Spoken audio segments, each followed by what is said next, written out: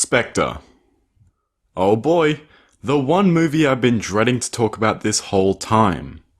Quite possibly the worst James Bond movie ever made. This movie was absolute hell to rewatch, and I don't plan on anytime soon. I seriously don't know where to start on this one, so I'll start with a question. How? How is this movie so bad? It had everything going for it. Same director, same writers, same main actor. So how did this fail? My theory is the crew were too focused on trying to top Skyfall than actually trying to make a good movie. There is so much wasted potential in this movie. Now, I'm going to state the things I like in this movie. Number 1, the opening song. I like the opening song on its own. The visuals that go with it are bad though. Number 2, nothing. I seriously sat here for an hour thinking of things I liked about this movie and I only found one. What in this movie is wasted? Daniel Craig is a great James Bond and he's still good in this movie, but the director didn't care enough about the actors, so he acts like a psychopath through the movie. Christoph Waltz is a brilliant actor in Inglourious Basterds and Django. Unfortunately, he sucks here because the director didn't care enough and so he isn't convincing.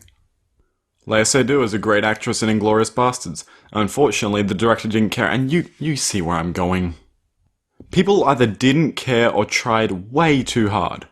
The plot in the end becomes an entangled mess that tries to link all the Daniel Craig's movies together into one cohesive story, and it only makes things a million times more confusing. Another bad thing is C, also known as Max. You should have literally called this character I am the bad guy.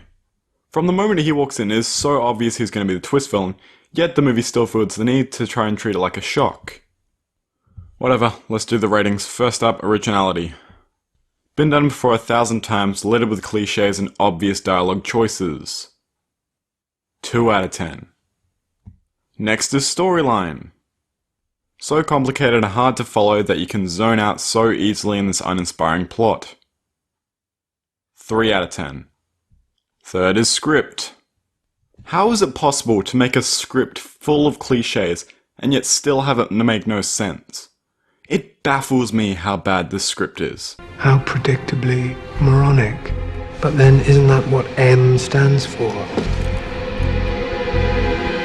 Moron. 2 out of 10.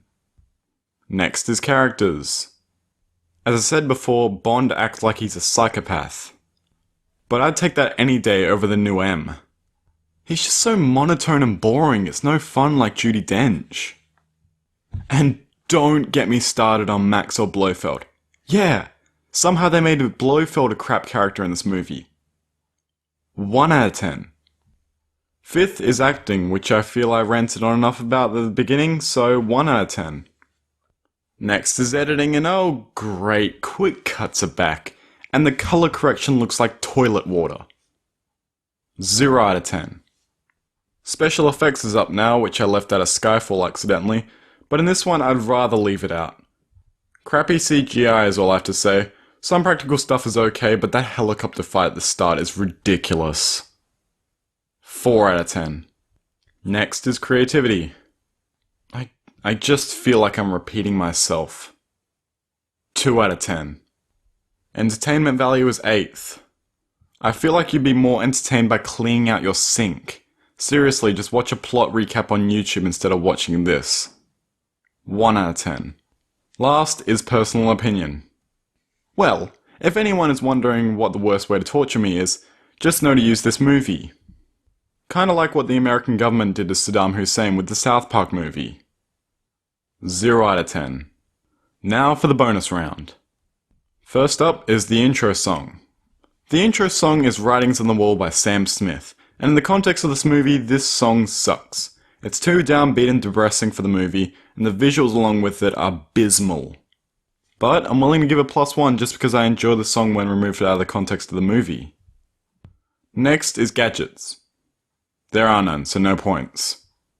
Which brings the total of Spectre to 18 out of 100. And now for my thoughts. I really wish the filmmakers had put more effort into this movie. Not only is it my least favourite Bond movie, it may be down there with my least favourite movie of all time, along with The Meg and Pacific Rim Uprising. Luckily, however, I feel the mistakes of Spectre are undone in the most recent installment, No Time to Die, which we'll look at next time. But until then, don't send me copies of this movie, or I'll find you.